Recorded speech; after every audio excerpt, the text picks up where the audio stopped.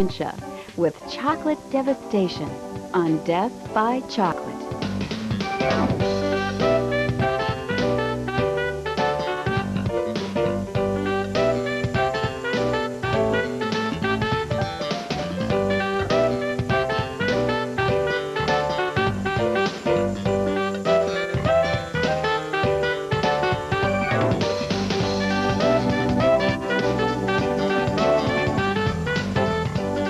Welcome to Death by Chocolate.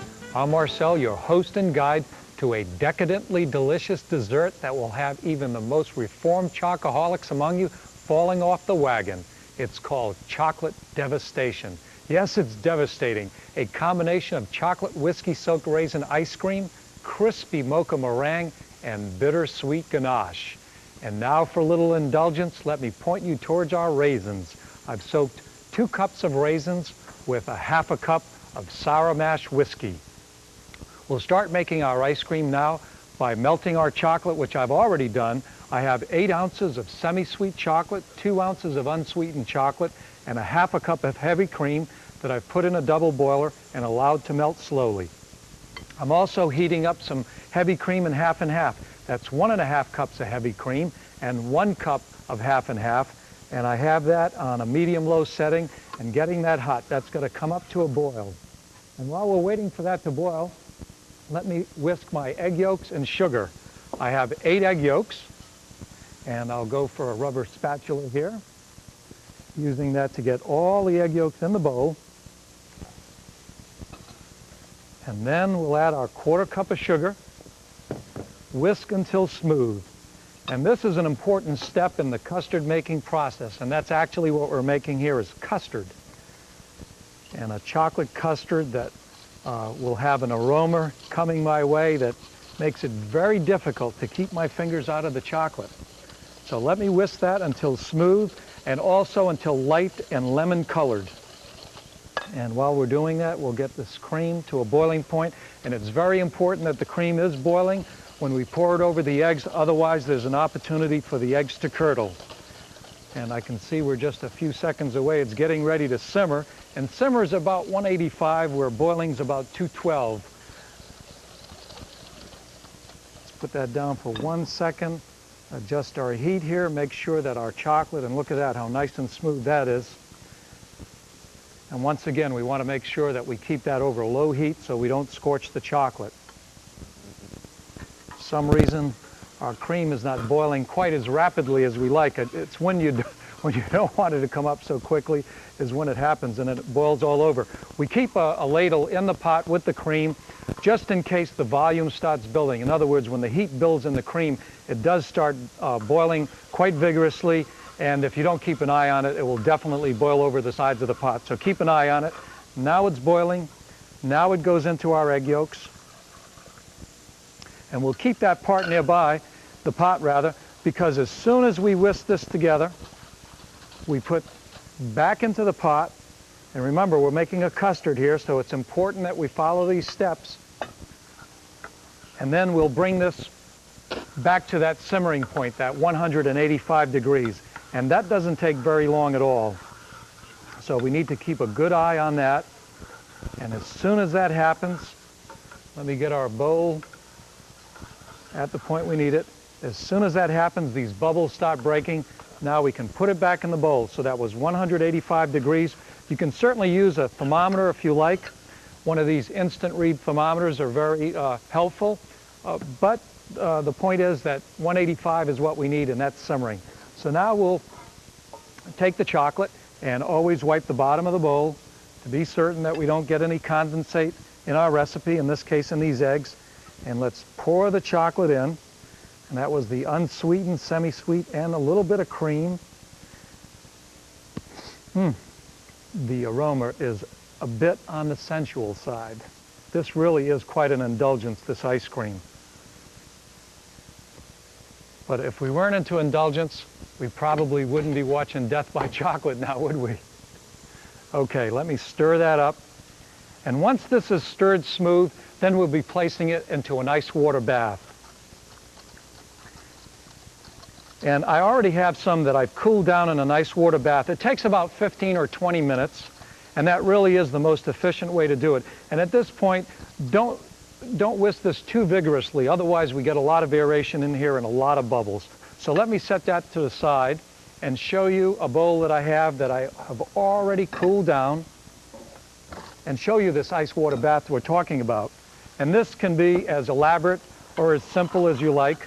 In this case, we've made it rather simple. We have a large bowl that we've placed some ice, a little bit of water, and then we placed our chocolate custard in that. And then by using a rubber spatula or perhaps a ladle, we manipulate the ice cream. This is the one thing that you're allowed to manipulate, your ice cream. And we move that back and forth and get it cool. And this already is cool. Wiping down our bowl, making sure that it's dry. Let's move our ice bath out of the way. And now we fold the raisins. And let me try one of these raisins. There's a flavor there that is a bit on the intoxicating side. But not to worry. Once this is frozen, may have to caution you on driving any heavy equipment, but I don't know how many of you are going to do that after having a bowl of this. So now we have all of this folded in there. We're going to move over to our ice cream machine. Now we've got a deluxe model here. It doesn't have to be this deluxe, but it certainly is a nice machine. And the reason it's nice is because we're not going to have to stand over it and crank the old ice cream machine in order to make this chocolate whiskey soaked raisin ice cream. We'll just press a button here, and as I will do in a moment, using our rubber spatula once again to get all the ingredients out. I've done that. Place the top on, and then we get our machine on. And this is going to take, in this particular machine, about 18 to 20 minutes. If you have a hand crank machine, depending on how much energy you have, it may take anywhere from 45 minutes to an hour. I have some ice cream that I actually have already frozen and is semi-frozen at this point. Let me retrieve that and bring it out. And this is what the ice cream will look like when it's removed from the freezer, from the ice cream freezer. It still is a bit on the soft side. This goes into a cake pan that we've lined with plastic wrap. And we'll actually be splitting this into 2 cake pans. And after I do that, I'll be placing it into the freezer and freezing this until solid, which will take, once again, depending on how much you may have in your freezer, in your stand-up freezer, it may take anywhere from several hours to overnight. But we want it to be quite firm for the next step. At this point, a little bit of indulgence for the chef. It's delicious. It really is delicious when it's that soft. But once we marry it with crispy mocha meringue and bittersweet chocolate ganache, then it really will live up to its name, chocolate devastation. Chocolate devastation. Start out with chocolate whiskey soaked raisin ice cream. You'll need 2 cups raisins, half a cup sour mash whiskey, 8 ounces semi-sweet chocolate broken into half-ounce pieces, 2 cups heavy cream, 2 ounces unsweetened chocolate broken into half-ounce pieces, 1 cup half and half cream, 8 egg yolks, and 1/4 cup granulated sugar. Freeze the folded mixture in an ice cream freezer following manufacturer's instructions. Transfer semi-frozen mixture to 2 cake pans and place in freezer for at least 12 hours. When we return, Marcel continues his devastating chocolate journey with a crispy mocha meringue. Back to Death by Chocolate. Welcome back, fellow chocoholics. Our journey into devastation continues. You may wonder what I'm doing. Well, I'm not drawing smiley faces, although I'm sure this parchment paper wouldn't mind smiling when we use it for our crispy mocha meringue, the next step in our delicious creation. We've made the chocolate-soaked whiskey raisin ice cream, which is now freezing nicely. Now it's on to the meringue, which will act as our crust. I've actually drawn 3 of these circles onto 3 different pieces of parchment paper. And what we do when we bake the meringue will be to flip this over. And we'll fill that with some meringue a little bit later on, but first let me show you how we get into that. I may get a little sip of mocha java. Tasting pretty good there. We happen to be making a mocha meringue, and The coffee I'm drinking is Mocha Java, which the mocha traditionally is thought of as a combination of coffee and chocolate. Years ago, it was actually related to strictly coffee. Mocha was a type of Arabian coffee that was shipped out of the port of Mocha. I'm putting 1/2 cup of confectionery sugar, 1 tablespoon of cornstarch, making sure that I get all the cornstarch in the sifter, and 1 tablespoon of cocoa. That's unsweetened cocoa. And I'll be sifting that to distribute all the ingredients evenly, which is important as I'll be folding this into our whipped meringue in a few moments. So we'll get that sifted out and just set it aside, and we'll be back to that in a few seconds. Okay, now the meringue. This meringue is a little bit different than your traditional, which perhaps most of the meringues that you may be familiar with would involve simply beating egg whites and gradually adding granulated sugar. This meringue, which is our mocha meringue, has the addition, besides 8 egg whites, which is how we start out, also has 3/4 of a cup of granulated sugar, 2 teaspoons of instant espresso powder, 1/8 of a teaspoon of salt. And I've set it up in a double boiler. As you see, I've used a 2.5 quart saucepan, glass bowl, and I'm whisking until I dissolve all the dry ingredients. And that's the important part of doing this, because the instant espresso powder certainly needs to be dissolved, as well as the sugar. And by the way, this is something you can pick up in a gourmet grocery store. You can look for it in some major supermarkets. And if for some reason you can't find instant espresso powder, use a regular instant coffee. Don't let it ruin your day, because this amalgam of confection that we have here, all this chocolate, the ice cream, the bittersweet ganache, and everything else, a little change between Mocha Java, between instant espresso coffee. I've got my cup of coffee on my mind right now. May have to get back to that in a moment. Let me wipe the bowl dry and go ahead and place the egg whites with the dissolved ingredients into my mixer. And I have the luxury of having a KitchenAid mixer, and I'll be placing that on high and doing it for some 5 to 6 minutes. And when I say the luxury of having a mixer like this, certainly you can use a whisk, and that's how we all started out, using a hand whisk or perhaps a handheld mixer. If you have a KitchenAid, this is the way to go with meringue, because it really helps to build up the volume. I've already done that.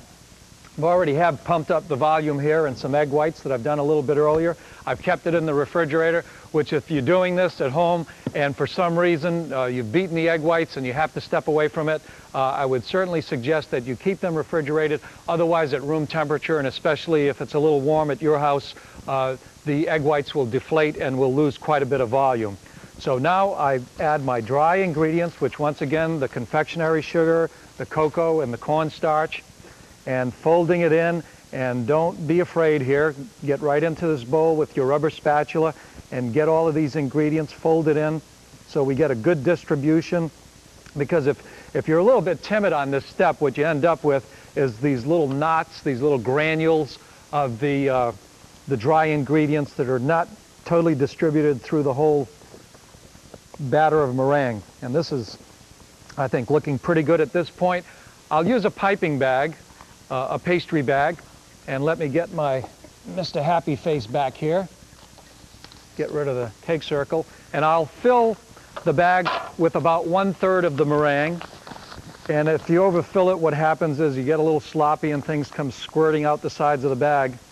Although when one is making confections or baking at home, and I certainly know whether at home or in a professional kitchen, you're going to get chocolate, you're going to get sugar, you're going to get all these good things, not only into what it's going to be used for, but probably on your apron. Not to worry. You can always just do a little licking. Okay, here we go. We're going to pipe out the meringue in nice circles throughout, and we want to cover the whole area. My circle is not quite as even. Perhaps I've had a little bit of that ice cream. Anyway, we're going to fill this whole circle, and once we've done that, we're putting it in a 250-degree oven, and that will stay there at 250 for about an hour. Then we drop our temperature down to 2 1/4, and that goes for 2 hours. And Then we'll be pulling out the meringues when we get ready to do our next step, which will be our bittersweet ganache. So back in a few moments with our baked meringue and our bittersweet ganache. Now for the mocha meringue. Begin with half a cup confectioner's sugar, 1 tablespoon cornstarch, 1 tablespoon unsweetened cocoa, 8 egg whites, 3/4 of a cup granulated sugar, 2 teaspoons instant espresso powder, 1/4 teaspoon cream of tartar, and 1/8 of a teaspoon of salt. Using a pastry bag, pipe onto parchment paper and bake for 1 hour in preheated oven at 250 degrees Fahrenheit. Decrease the temperature to 225 degrees and bake for 2 more hours.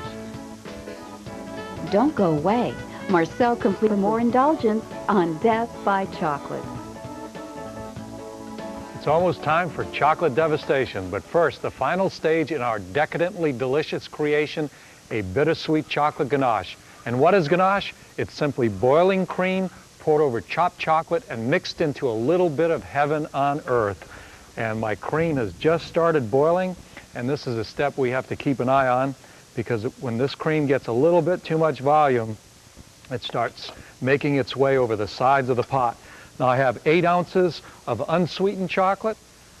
Excuse me, that's semi-sweet chocolate. 8 ounces of semi-sweet, 4 ounces of the unsweetened, with 2 cups of our heavy cream poured over the top, and then we'll stir that until smooth. I'm actually making my own bittersweet ganache here. As I've mentioned, I have semi-sweet chocolate and unsweetened, and the big difference is that if you buy bittersweet chocolate in a grocery store or supermarket, whatever, it will have a little bit more of the unsweetened chocolate as a component in it, whereas semi-sweet has a little bit more sugar. So if you want to adjust that to your own taste, you can do, as we've done here, a little bit of blending. Now I will reserve the ganache. Look at that, how quickly it came into a little bit of smooth ecstasy. And we'll reserve 1 cup of the warm ganache to use as we're building our chocolate devastation. And the rest of the ganache I will pour out onto a baking sheet and refrigerate it to cool it as quickly as possible. And this is a good way to do it. If we tried to refrigerate the ganache in the bowl, we'd end up taking quite a bit of time. So here, I will refrigerate this, and it'll take about 15 or 20 minutes, and then we'll be ready to get devastating. Now on to the bittersweet ganache. We have 2 cups heavy cream, 2 tablespoons unsalted butter, 2 tablespoons granulated sugar, 8 ounces semi-sweet chocolate broken into half-ounce pieces, 4 ounces unsweetened chocolate broken into half-ounce pieces. Pour boiling cream, butter, and sugar mixture over the chocolate and stir until smooth. Now I have all the components ready to put together our devastation. Crispy mocha meringue, and at this point it's a bit brittle, so do handle with care. Bittersweet chocolate ganache, a pool of it here that I'll need to spread onto each layer of the chocolate whiskey-soaked raisin ice cream, and that we'll need to remove from the plastic wrap. And I've started to set this up already. The composition of this dessert is something to behold. Here, our first layer, we'll put 1/4 cup of ganache right on top of the ice cream, and then we'll use the next layer to spread that ganache out. So we'll remove that from the cardboard cake circle, place it on top, and then the final, well, not quite the final, I can't wait to get to the finale, can I? Putting the chocolate decoration on the side of the cake. And as I do that, coming up to the side, each chocolate strip connecting with the other. The coupling of the sweetness is something. And here we go with the cocoa meringue on the top. Oh, let me not forget one more layer of bittersweet ganache. There it is. Our cocoa meringue. And now we'll decorate the top. You can put some stars on there. I'll do some shells. Some strips like that, as many as you like. And that goes all the way around the cake. And we've also made some smaller, some baby devastation, if you like, using individual and tiny little baked meringues. So here it is, our final reward to, well, a modest effort, chocolate devastation. And when you take a bite of this and taste those plump, whiskey-soaked raisins, the coolness of the ice cream, the crispy meringue, and the bittersweet ganache, you'll probably put me in your will. Regardless, it's one amazing combination of chocolate that will cause delirium tremens in even the most reformed chocoholics. Thanks for spending some time with me. For the Learning Channel, I'm Marcel Desaulniers. Sweet dreams.